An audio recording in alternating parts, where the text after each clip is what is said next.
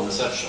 And I should also say, whilst I'm here, I should say a thank you to the Mayor for organising the event today and being so very generous with other people's money.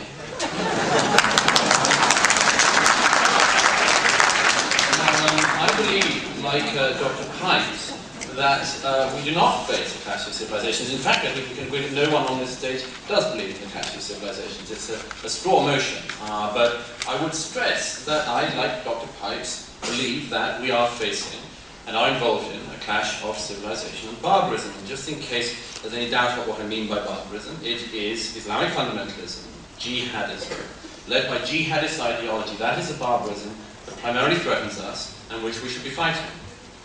Now, Muslims in this can be on the side of civilization, and no one tell you that I'm saying that there is a civilizational divide. There is not.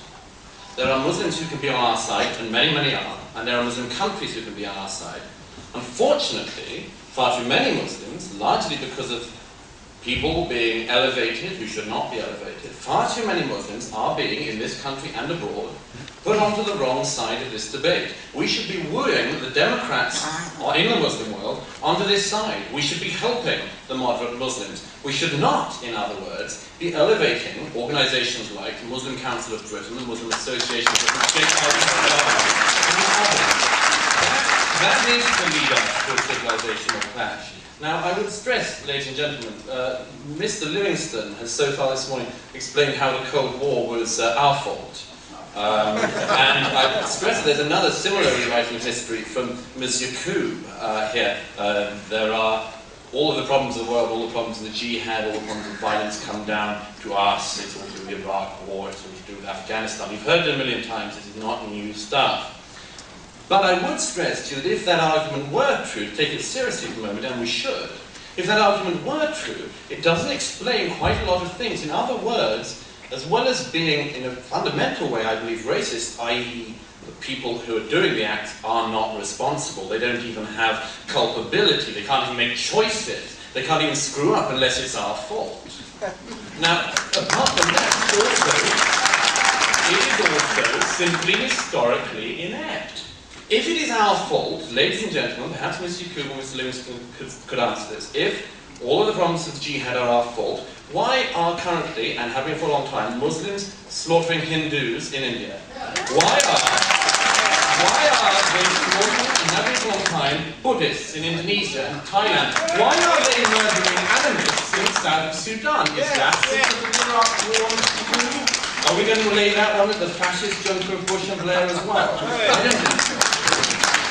What I would suggest, for those like Mr. Livingstone and Mr. Koob, who think this is our fault, we should look and think there isn't a problem of jihadism here at home and elsewhere, which we should be treating seriously. I suggest, for instance, Mr. Livingstone might look at his opposite number in Paris, Bertrand Delano, who was stabbed by a Muslim fundamentalist in 2002, very nearly murdered. That Muslim fundamentalist stabbed the mayor of Paris because he's gay. And one of the neighbours and friends of that man said, well, we're all homophobic here because it's not natural, it's against Islam. Look at the case of Miss Goffrey Hadoui, a Muslim woman stoned to death in Marseille in 2004 for refusing the advances of a Muslim boy. This kind of Sharia killing, housekeeping as regarded in some sections of the Muslim community in France, is tolerated. I say it is intolerable. And the multicultural paradise, which we've heard talked about this morning, doesn't sound quite so nice when you have people believing it is acceptable to attack and kill gay men and women, or Muslim women who will not submit to their tribal backward norms. The problem we have come to here, the reason why this is an issue, is multiculturalism. It's been mentioned several times already this morning. Multiculturalism, in the way it's practiced here, has been a disaster. It's been a profound disaster. The rule of law of the British state is not up for negotiation. The rule of law across the rest of Western traditions is not up for negotiation. And if you think that multiculturalism is something which somehow is going to be a universal world civilization, I would ask you simple questions. How's multiculturalism going in Saudi Arabia right now? Why building a synagogue or even praying to the non-Muslim God in Saudi Arabia or across many countries in that region? It doesn't happen, i.e. there's no reciprocity. On the other hand, here, just a few months ago, Justice Minister of the Netherlands, Piet Hein Donner, announced that when a majority of people wanted it, he was willing to institute Sharia law across the Netherlands. Now, on current demographics, that majority isn't too far away. What will the Netherlands look like when that happens? What will this country look like if people in this country go along with that idea as well? The point is that there is an answer to this. We keep the moderates and encourage the moderates to be on our side and to believe in the rule of law and the strength of the state. But the state at the moment here and in the West is not looking strong. It is looking weak. It is looking weak because leaders and others, like the Mayor of London, claim and are seen to be claiming across the world that this is our fault, that it's our problem. I say they should be giving up another side, which is to say to people, this is a city with people of all different faiths, of all different nationalities, and that is fine, but there are norms which you agree to. We are not giving out that message. We should be saying clearly, the Mayor of London should be saying far more clearly and far more regularly, there are some things that are not open for negotiation. You will not have Sharia. There are countries you could have it, sadly, but this will not be one of them. Now, ladies and gentlemen, I should stress that this could have been said by anyone at any time, but I should stress something about the people we're speaking with this morning. Because we have seen this before, with various form from Mr. Livingstone and Yacoub on this one.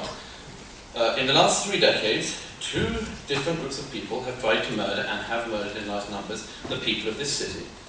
They have nothing in common, Irish Republican extremists and Islamist extremists. They have almost nothing in common, aims or anything else. One of the few things they do have in common is both of them found an apologist in Ken Livingstone. And just in those days he invited, was there on the Army Council planning the murder of people in this city, just as then he invited Adams and McGuinness, was there on the Army Council to Britain, so today he invites people like Mr. Al-Qaradawi. And I would stress, ladies and gentlemen, and he will say in response to this that he somehow took part in the peace process. He did not. Nobody believes that the IRA came to the table for any reason other than the fact that they were defeated, operationally incapable. That is how we defeat the enemy. It is not by inviting them to tea, it is not by rolling out red carpets. That is how.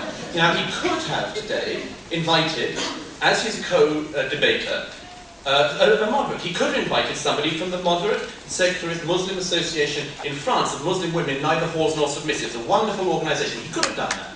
He could have invited Serkan Manji or Ayhan Hirsi or Wafda Sultan, but instead he invited Ms. Yacoub.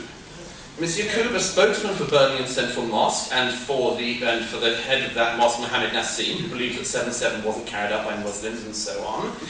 We could say that, we could mention the fact that her political career as such started when she acted as a defender of the Yemeni 7, the group of terrorists, including Abu Hamza's sons, who are out there, with her brother also involved in the campaign. And I would also point out on this one that she is a member of the Respect Party, a party so far beyond the pale of traditional political discourse, and neither does she or her party stand on the side of the moderates. Her party has called for the success of the insurgency of Iraq, the murder of the people of Iraq we should be supporting. She and her party, her line on this, and her party's line on this, is that the insurgency should survive. That is elevating the extremists and threatening and elevating the murder of the moderates. And ladies and gentlemen, we should not be on that side, we should not be on that side of the glass, and we should not be on that side of terrorism. Thank you.